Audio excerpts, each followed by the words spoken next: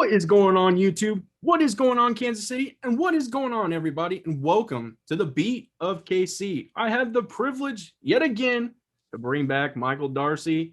He obviously runs a phenomenal YouTube channel in KC Sports Report. Head on over there, smash that subscribe button. He is killing it. 6,000 subscribers. First of all, I want to tell you, it's 6,000, correct? Yeah. Congratulations, man. That's freaking amazing. I tell you, that I know the feeling of hitting at least 4,000 from my other channel.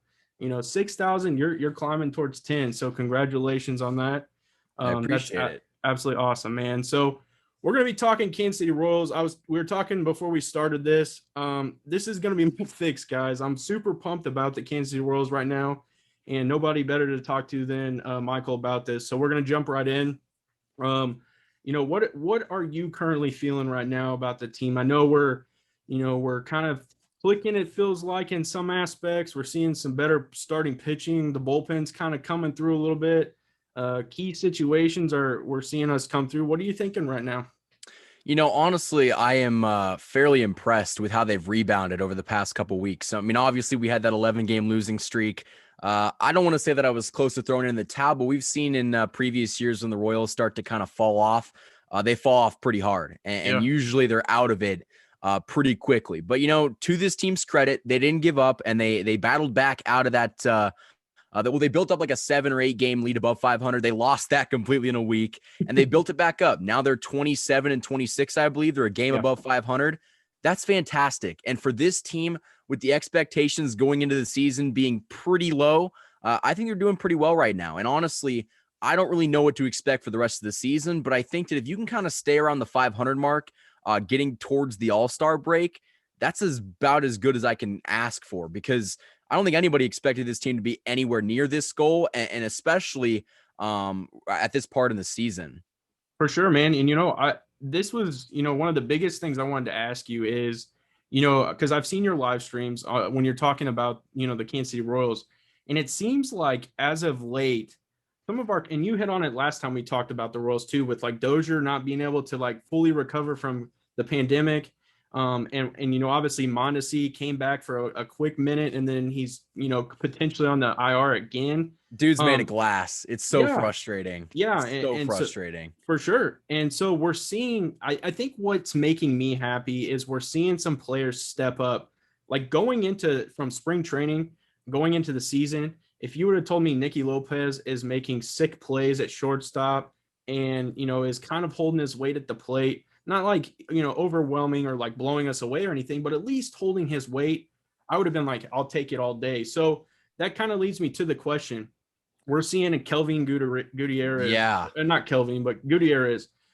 We're seeing Olivares come up and just, holy smokes. I mean, we're seeing players step up. What are your thoughts about that with everything that's going on with that?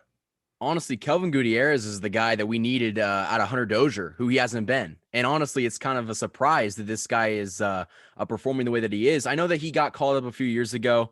We acquired him in the Kelvin Herrera trade, actually. And, I kind of expected him to be kind of just a bench bat or somebody that could be a backup guy on the bench. But honestly, I think that he's kind of showing right now that maybe Dozier's not the future, and maybe Gutierrez could be a potential third baseman of the future. I know you kind of got Bobby Witt in the minors and maybe move him to third, but you got options. And with Mondesi being hurt, maybe you do put Witt at shortstop. I mean, Bobby Witt, but that just kind of, the Royals are in a position that's it's a good position to be in, and that's having so many good players at these positions that you're almost getting too full. Which Yeah. honestly, we've had too many holes in the past couple years. So I'm going to take that problem, but it is going to leave a little bit of concern because Dozier, you just extended in the offseason and he hasn't done anything. And Yeah. guys like Mondesi can't stay healthy. And I think that Gutierrez is good, but being realistic here, I do think that he's going to kind of fall off here soon. But to your point, I mean, you're seeing guys not only in the lineup like Olivares and who's their other bat that just came up? Uh, I'm trying to think too. I can't even, It's because they Gutierrez, keep, Olivares, and I can't remember who yeah, else because it was. yeah, because they keep calling people up left and right. Because Yeah, but I was gonna say like the pitching from the younger guys has been good too. Bubic is literally turning himself into a staple in Yes. this staff. And Yes. honestly, I think that you're going to kind of get a little bit better pitching in the future. I do think that you're going to call a few guys up here and there, and that's just going to make this rotation better and hopefully solidify a bit of the bullpen. For sure. And that's kind of like I was hoping because I do think I saw someone tweeted today, and I'm not 100% sure who it was, but they said outside of Bubich going, the pitching staff is kind of to be determined. So Yeah. I know Jackson Kowar is shoving down in the minors. He won like May Player of the Month for pitching. He went tonight against some big league competition. Jason Hayward's on a rehab assignment. I think there was a few other players. D. Gordon is down there, obviously as a minor leaguer, and he faced them and just did it with ease. So I'm excited to see Jackson come up, and I do think, honestly, as crazy as it sounds, I think Jackson being in the majors and kind of being that good buddy that Brady Singer had when they were in college, I think that kind of helps out because honestly, last night I don't think Singer was on it, and that definitely was something I wanted to talk to you about. If you seen the game last night, Singer was kind of just living in the middle of the plate, and I think, in all honesty, I mean, if the Pirates were a little bit better, I think they would have really made him kind of wish he wasn't hitting there. What are your thoughts Mm-hmm. on like Brady Singer kind of having that camaraderie and his good buddy coming up and them maybe going at it 1 and 2, or him at least being there in that rotation?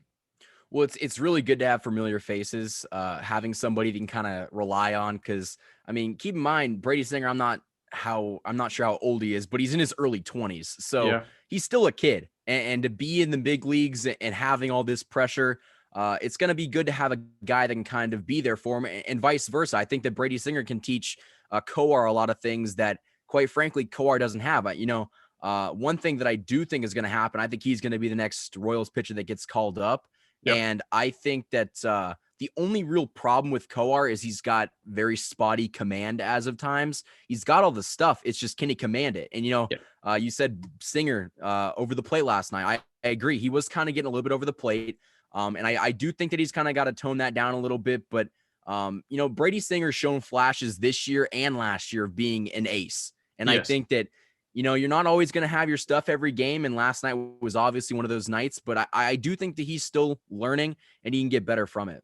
For sure, man. And like I've heard that I believe it's Lynch, Bubich, Singer, and Kowar all room together in the off season. They go and they're working out together, they're throwing pins together. So I think you're just seeing that mesh and that cohesion come together. And I think once they really all are in the majors, I think they push each other to like crazy limits. And that's kind of reflects back on when like James Shields first came to the Kansas City Royals and just that mentorship he provided to Danny Duffy. And we're seeing like how that translated now. I mean, Duffy, when he goes out there, man, he's a workhorse, and he goes out there and he has that mentality and that attitude on that bump. And it's like, nobody's going to beat me, even though, I mean, it happens, but that's his mentality. And so I'm hoping that once these younger guys start to really come into the rotation, because like, Irvin Santana, like, come on now, like, Yeah. I get the plug in and hopefully get it, but Jackson should have been the one pitching that day, not him. And there's a few others like Mike Minor. Mike Minor's been kind of that duct tape and has getting us through the stuff, but is he going to maintain that for the whole year? Probably not. So yeah, I just kind of wanted to hit on at least hit on Yeah. that because that's kind of what I was thinking. Now this next thing is as we're getting closer and closer to more of a trade deadline, do you anticipate, and this is kind of something where I've been stuck, if we are somewhat at least in a good spot, do you anticipate the Royals potentially making a move? And if so, what do you feel would be the move for? You know, as of right now, I think we're 2.5 games back of the wild card, which is pretty phenomenal at this point in the Yeah. season. But I think that honestly, I can't see them buying or selling. They're just going to kind of hold at the Yeah. deadline because I think that this is just kind of a progression year. Honestly, I think that they kind of know they got the pieces that they need. They got Benintendi in the offseason through the Yep. trade. He's a big addition. He had a grand slam last night, so we love to see that. Incredible. Carlos Santana, a guy that's been very clutch this year, hitting home runs and just a walk machine, which is what we needed him to be. Yeah. So I honestly think that you kind of got a few cornerstones on this offense. And I don't think that you really necessarily need to acquire anybody because I don't think this is the Royals' year. But I think that if they do trade for anybody, it's going to be a back end bullpen arms. I just think that they need somebody else. I love Wade Davis with all my heart. I love that dude. I think that he's a stud, or he was a stud, but let's be honest here. Greg Holland and Wade Davis are not good pitchers anymore. Yeah, They're serviceable. Maybe if it's in like the 5th or the 5th or 6th inning and you're just getting blown out, maybe you bring them in just to eat up innings. But I just don't think that they should be in any high pressure yeah. situations. So maybe you trade for somebody younger or go with somebody in the minors. But I'd be perfectly fine with Dayton Moore just holding this year. For sure. So that kind of leads me to I guess, a devil's advocate situation. So let's say we do start to, because we're going to go over the schedule here in a little bit. Let's say we start to struggle going into the trade deadline. Who do you envision the Royals trading away to get more, prospects and things like that? Who do you envision that would be on that chopping block, I guess you could say? I don't think Witt's going anywhere. Honestly, this could be a hot take, and I love the dude, but Jorge Soler hasn't been very good this year, and he's a guy that we've seen it at his peak. He can hit like 50 home runs, so he's obviously got power. But the problem is I think he's hitting like a $150. I don't know his average right now, but it's not good. And his contract's done after this year, so maybe he's a guy that you flip. I know some of my friends want to try to get a top 100 bat for him. I don't think that's going to happen. He's not good enough this year. Yeah. I'd like to think that he's going to stay, but honestly, from a trade perspective, I think that maybe he's the only guy that I could see you parting ways with, or I hope it's nobody in the bullpen like Stamon or Brents or Zuber, anybody like that, because I see those guys as a potential value later on down the line. For sure. And, that's kind of, it's tough because I think Jorge Soler could have potentially really generated you a lot last year. And obviously, with this being a year that he's struggling mightily, and you're probably not going to get a huge return for that just because he is in a contract year. It's a tough situation. Yeah. And at And that I point, like, why not just hold on to him? Well, and that's kind of the biggest thing. I was listening to a podcast today, it's a couple of Kansas City guys, and that was like one of their questions was, what do we do with Jorge Soler? Like, you're not going to capitalize on a massive trade right now. So ideally their biggest thing was that they would just hold, and you're more than likely going to get a decent contract out of him. He's not going to obviously get high dollar because he's not producing in a contract year. And outside of the 50 home runs or whatever he hit that one year, he really hasn't done anything outside of that either. So it's just very, very interesting to see, that whole entire situation. So that does lead me to this next piece because, we are coming up, like we've been talking about, the Royals have been progressively doing better. We're seeing a lot of good things. So from a schedule perspective, I do feel that it is getting a lot easier. We're heading into a series against the Twins. It is a 4-game series. Following that, it looks like a 3-game series against the Angels, which is without Mike Trout. But then we kind of head into, Oakland Athletics, which they've been doing really well in the West. And then we go into what seems to be our nemesis in the Detroit Tigers. And then we're looking at the Red Sox and the Yankees. So it continues to kind of get a little bit more progressively tough, I guess you could say. But going into this, are you excited for where we currently are? I mean, we're going to be playing the Twins, and then we're heading to a West Coast trip. Like, what are your thoughts on that? Honestly, we were talking about this before we started recording. You got to beat the bad teams, and the Twins are, I don't know, they're not statistically the worst team in the division, but they just are horrendous. They're way under 500. You should beat them. There is no excuse to not beat them. Obviously, you're not always going to win. You're going to lose a series here or there, but I do think that out of a 3-game series, you should win that series. Yeah. But my mindset with the Royals right now is whoever you're playing against, just try to come out of the road trip with a split. If you can go 5-5 in a 10-game road trip or 6-6 in a 12-game, just stay above 500 or hover around there, because as long as you're kind of teetering around that 500 mark, around the All-Star break, and even after that, you're going to have a chance to put yourself in the wild card. We've seen a couple teams a couple years ago that they didn't have losing records, but they weren't very many games over 500 and they made the wild card. So I really think that as long as you can kind of keep your head above the water and just kind of keep floating, you're going to have a chance to put yourself in that position.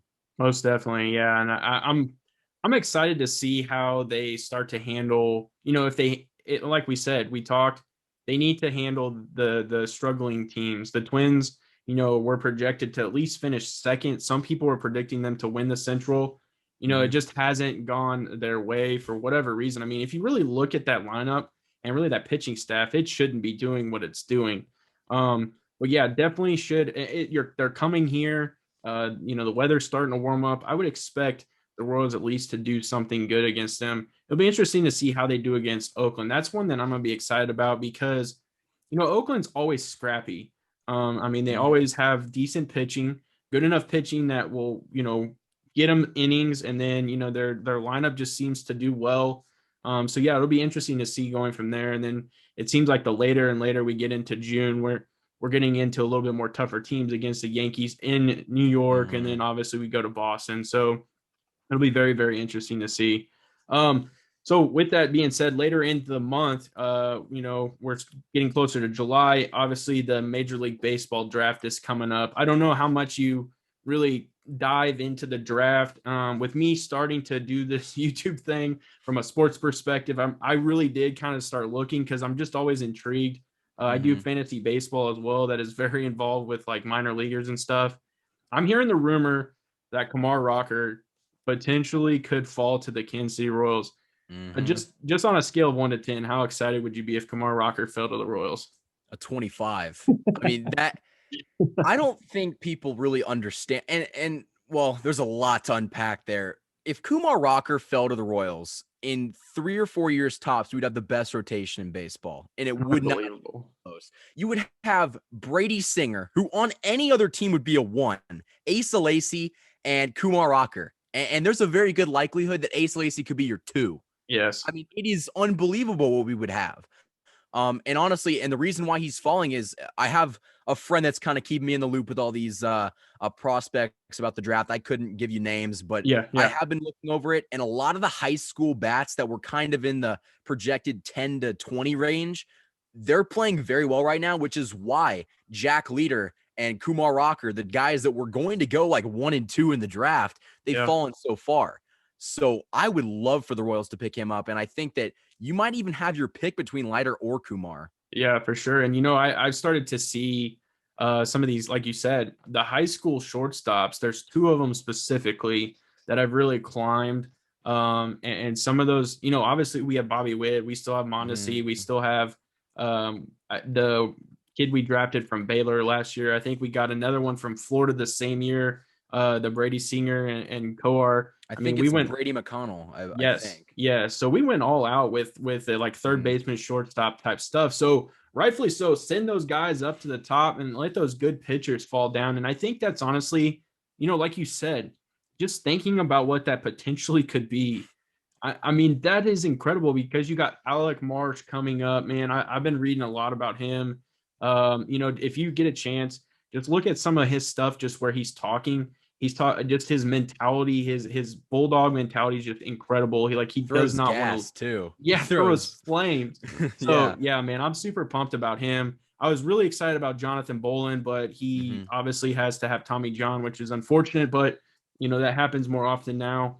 But yeah, I think our pitching staff, that's been my biggest thing with the Kansas City Royals. For the longest time, it felt like we just struggled to develop starting pitchers. I mean, a perfect example was Montgomery. We capitalized on trading him away, but really he didn't develop into what we expected. And they even sent him to the. You can make the argument Luke Kochaver's in that discussion too. I mean, there you go. I mean, a guy that has to go to the pen because he couldn't perform. I mean, there's so many of them. It's been crazy. So, and that's something that we talked about last time when we were talking about the Chiefs, and we were kind of talking. I think it was, I was talking to you about it. it was from a draft perspective, like valuing draft picks.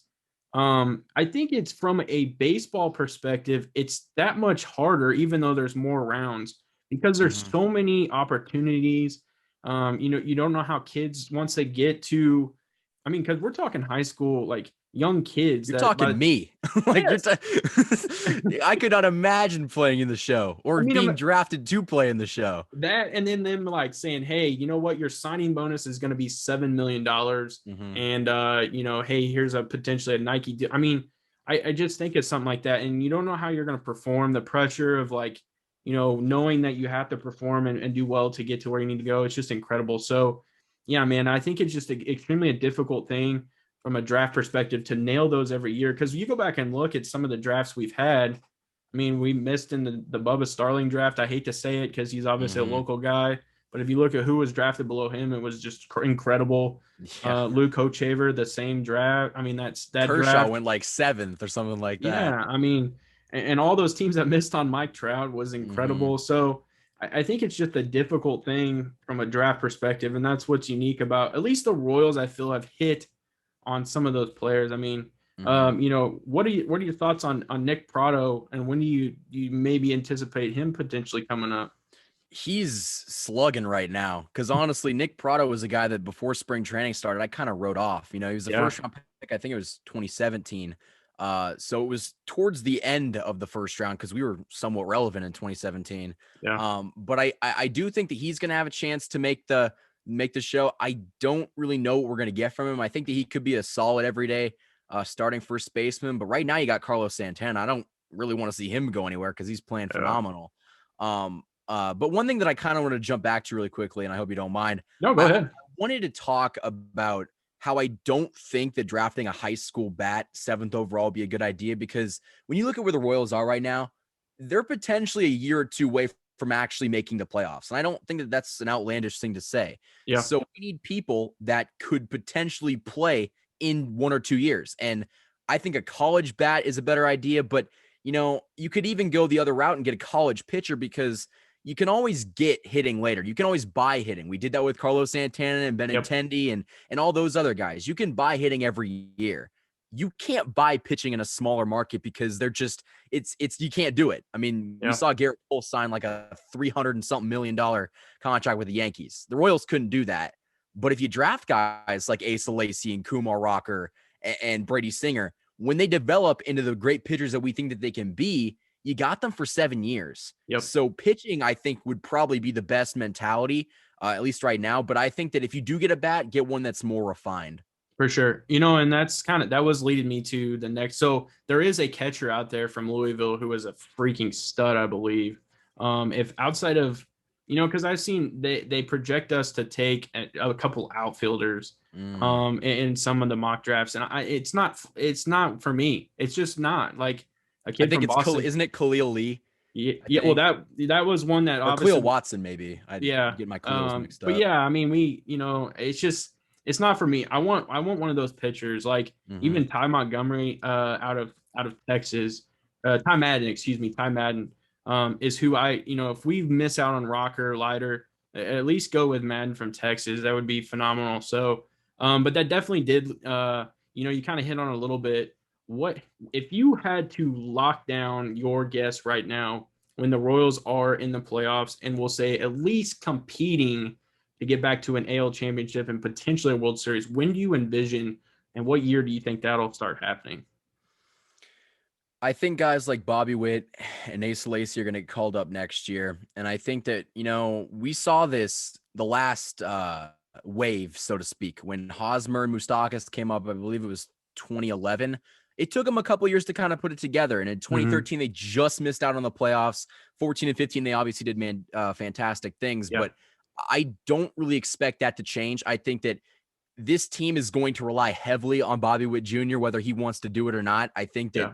he's going to be a pretty big part of this offense. He hit 3 home runs a couple days ago. So the dude's got the power and he's got the speed and all the intangibles.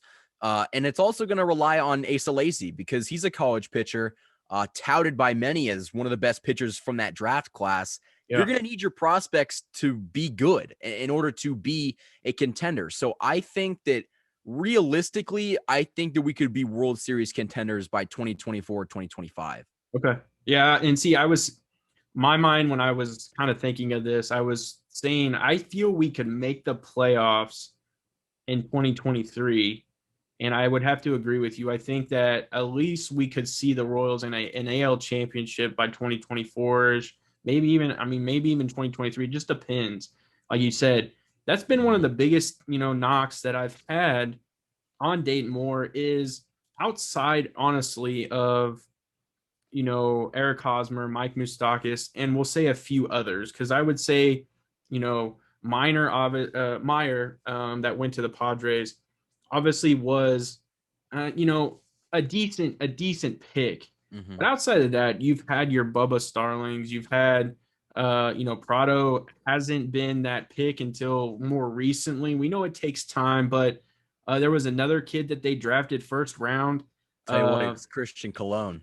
Well, Christian Cologne's another one. They drafted a pitcher that stepped away from the game for like 3 years or 2 years, and he just now He got shell shocked, I think, and that's just kind of that's the concern with drafting somebody who's my age. You don't know what they're gonna do, and that's just development stuff. Like you should know this going into a draft that hey, this dude might literally quit the game of baseball in a couple years. Yeah, like that should be.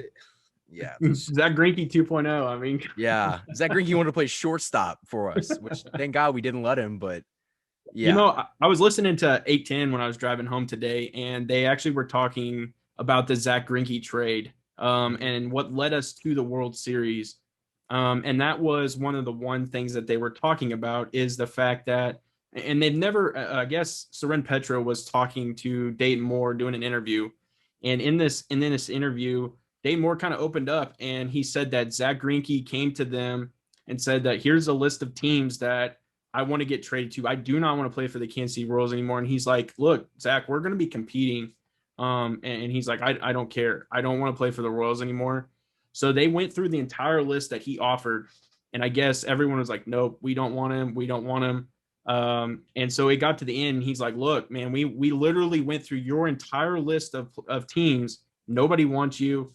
And so I guess he was like, you got to show up to spring training. And again, he was like, no, I don't want to play for the Royals. So finally he was like, I'll go to the Brewers. And I mean, think about that, man. The Milwaukee Brewers returned you Alcides Escobar, Lorenzo Cain, wasn't it Jeremy Jeffress? And then in return, I mean, that ideally gave you one of the best center fielders of the decade. Alcides Escobar was a staple at shortstop, wasn't the greatest of hitters, but really was a staple at shortstop for you. And, Jeremy Jeffress didn't really pan out for us. But then, I mean, just if that Zach Greinke trade did not happen, what would the Royals have even won the World Series? And that's what they were talking about. Yeah.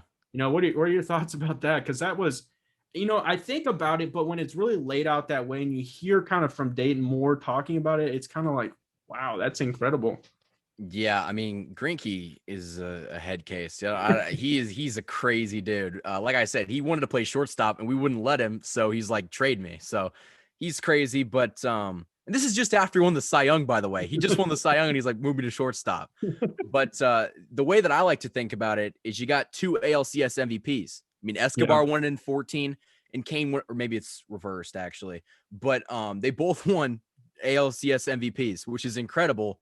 But you don't get in the position that you get in without those two guys. And honestly, that's one of the very few trades in recent memory that I can think of that we've actually benefited from. Yeah. Like the Mike Moustakas trade. I don't know if you we got Brett Phillips and Jorge Lopez. Yeah. Yeah, that did no, we lost on that one. I was excited for Brett Phillips from a perspective of when he was very early on. I think he was very up and coming. But as he's, that's one of the ones we talk about when the situation becomes real, the performance just wasn't there. And yeah, that was a terrible return. And, and that kind of goes back to some of the trades we did make. I mean, if you think about it with like Wade Davis, we got Jorge Soler and they got Wade Davis. Basically they did go win a World Series with Wade Davis, but after that, he ended up basically fizzling out too because he went to the Rockies, signed that big deal, and really wasn't the Wade Davis we knew. Mm-hmm. And now he's back with us, and it's just like, I think about that one, and it's just incredible to think, some of those, like they were talking about the Johnny Cueto trade too. If he honestly didn't do what he did in that, I think it was the World Series Mm-hmm. game, that trade actually would have been a terrible trade Yeah. because he really just, I mean, they didn't get a whole lot from us in return as far as how it panned out. But I mean, you gave up a decent chunk to get Johnny Cueto. And if he didn't have that game, it would have been a bust. So Well, see, I remember the Cueto thing. Like he pitched in the two memorable games that I can think of is he pitched in Game 5 of the ALDS yeah, against the Astros at home, pitched a gem, and then I think it was Game 2 of the World Series.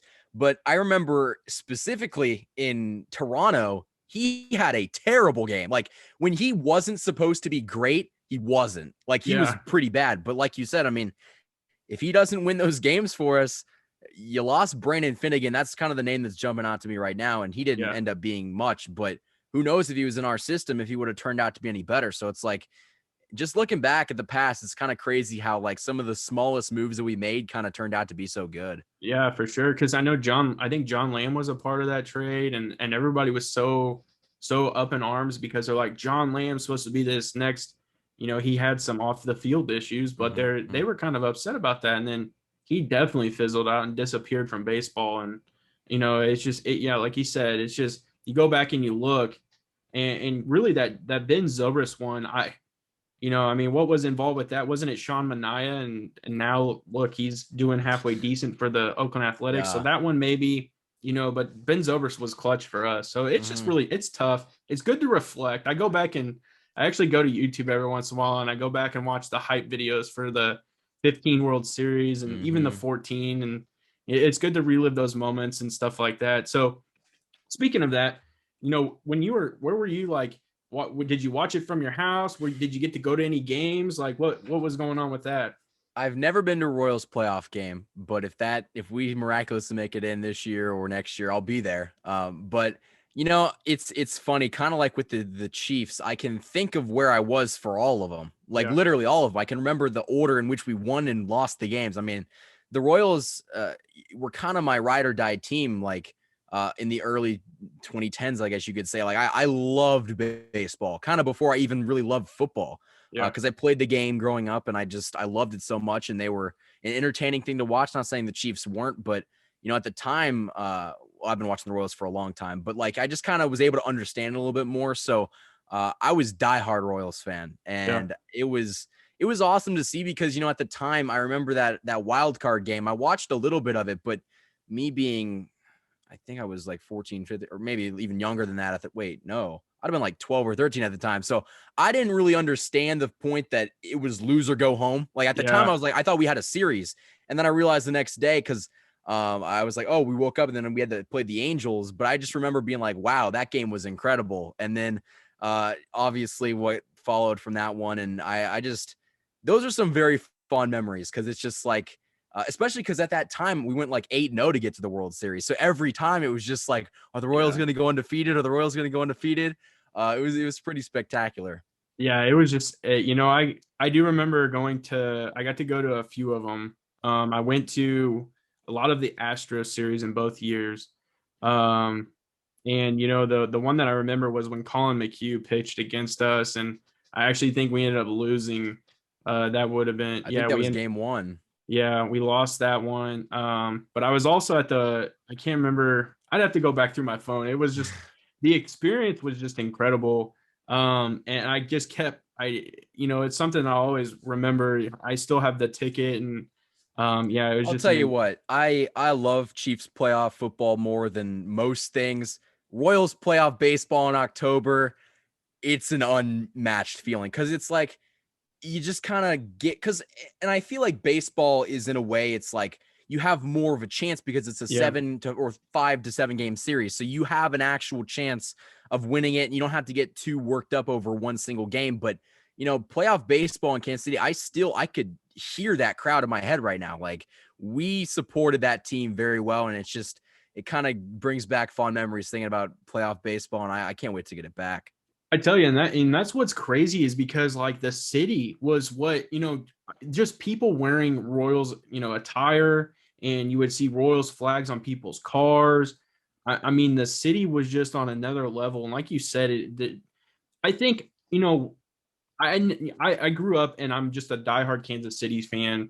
But did I ever envision? I honestly can't. It's hard for me to say who I envisioned going to a championship and at least winning a championship first. I always actually hoped it was the Royals, Mhm. because, like you said, I did the same thing. I grew up playing baseball. I actually played in college, and it's just always been a passion of mine. I've coached, and so it's always been something that I was just like, man, I hope this happens. Mhm. And then we went back to back, and it was just like, this is the most incredible. Like, your adrenaline for each game. Like, I don't think I Yeah. ever sat down. I was like honed in. But yeah, man, I also look forward to like the Chiefs Super Bowls though. But I think there's a lot more, like you said, I would say Royals, you have less pressure just because it's a series. Mhm. Where with like the Chiefs, when we were playing the 49ers and it was halftime and we were down, man, I've never felt so sick in my life. But It's this is gonna sound really weird, but it's like the nostalgia because like the weather wasn't really cold yet, but like the leaves were falling. And it's just like I can remember all that stuff because it was yes, such a fun yes. time. Yeah, and that's what was incredible, man. I'll never forget when Mike Moustakas fields that ball, throws it to Hosmer against the Orioles, and it was just like an eruption. I think honestly, like as crazy as it sounds, I think I started crying honestly because I was just like, "This is happening. Yeah. We're going." So yeah, man, it's just good to be able to talk about this stuff and hopes Mhm.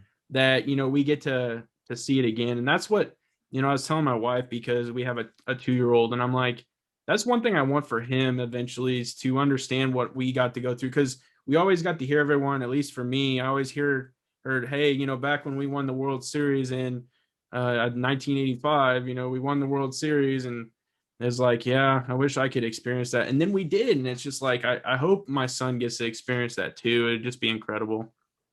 And I'm more fortunate than you because you're older than me, and you had to go through a lot more losing baseball than I did, even though I had to suffer a little bit too. But I do think that we're going to get back to that goal, whether it is 10 years from now or 7 or 9. I don't know when it's going to be, but this team is got the groundwork, and I think that if Dayton Moore can just keep making moves and don't screw up too many with the trades, I think there will be at least competing for a chance to go back there sometime soon.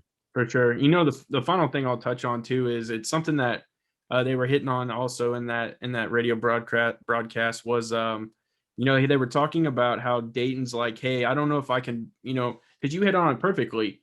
When you're not going to be able to pay $300 million for a starting pitcher, you're just not. And that's something Mm-hmm. Dayton told Ned. He's like, hey, look, I'm not going to be able to go out and get you from a GM perspective some stud elite starting pitching. He's like, what I can do is get you pitchers that are going to get you 4 to 5, and then maybe even 6, and we're going to lock down 7, 8, 9 with the most elite bullpen we can do. And he said that, and Mm-hmm. obviously we understand. You had Kelvin Herrera, you had Wade Davis, and you had Greg Holland. I mean, that was incredible, and they said that actually changed the wave. And if you go back and look now at pitchers who signed from a relief perspective are signing max dollar deals, and that happened because of the Kansas City Royals. I mean, what do you think of that? I mean, yeah, it's like I remember being in that in those moments. Get it to the 5th, give it to the bullpen, game's over. Like Yeah. it was that automatic. It's just like get us to that point. It's kind of like it's just like give Pat back the ball. All you got to do is give Pat back the ball with a chance to win. He's gonna get it done. It's just Yeah. it was something that really is unbelievable, and you're probably never gonna see it again. A bullpen so dominant, but honestly, like you said, that it is changing the way that the contracts get signed and the dollars that are being thrown out there. But honestly, some of the guys that we had and have right now, like I see some major potential in Stallmont. Yeah. No one really saw that in the beginning. Like they kind of No. developed into the players in which they were. I mean, I even remember going to a game where Wade Davis was a starter. Like Yes. that's how long ago that was. But it's just kind of like a change of scenery. And I think that the bullpen's kind of always been a negative connotation, like, oh, you're not good enough to start, go to the bullpen. Yeah. But now it's just like the bullpen's kind of where the dogs are because you need to end the game, like in high pressure Yeah. situations, or you need to get an out, like if it's like a bases loaded situation or there's 2 outs and you need somebody to get that third out, you need somebody with the demeanor to come in and end it. And I think that The Royals have some of those guys, but they're sure changing the way that these contracts get signed for sure. Yeah, that's one person I always wanted to see in the pen. Now it maybe not so much, but Danny Duffy, man, when he was in the pen, he was touching upper 90s, Yeah. and he has that attitude and that mentality, man. And he got it from James Shields, and I would just, I think he would be a good bullpen guy, but he's pitching well right now until he got hurt. So, Yeah. but man, I really do appreciate you coming on again. This was incredible. Again, these opportunities just to be able to talk to you about stuff like this is just a lot of fun, and I know viewers are going to definitely enjoy it. So, it's good to talk about the Royals because it seems like there for a while it was a little bit of a lull, but it from a fan perspective, it's nice just to get that out there. So, thank you for coming on. I appreciate it. Hey, we got to get these Royals fans active on YouTube because they're not. I mean, we have like a 400 or 500 amount, but we got to get a few more because I know that when this team gets better, we'll get more viewers. But this team is on the cuff of being very good in the next couple of years. Yeah, and that's what's going to be exciting is just covering it from now and just like I know you talked about it from your YouTube channel. When I can't remember, was it 3,000 subscribers where you did a live stream and you said like I was doing the Chiefs, I think it was, where you said I just wanted to at least keep a timeline Yeah, where I could go back and it. Yeah, go back and relive it, man. And that's kind of, that's what's going to be unique because I definitely want to keep the Royals like a track for the Royals where we're at now and see where we are in a couple of years. And that'd be incredible just to go back and be like, look, I had an interview with Michael on this day and we were talking about this could happen here and it'd be just awesome. So I appreciate it, man. I really do. Thank you for coming on. And I can assure you guys this won't be the last one. So thank you. No problem. All right, guys. As always, have a good day.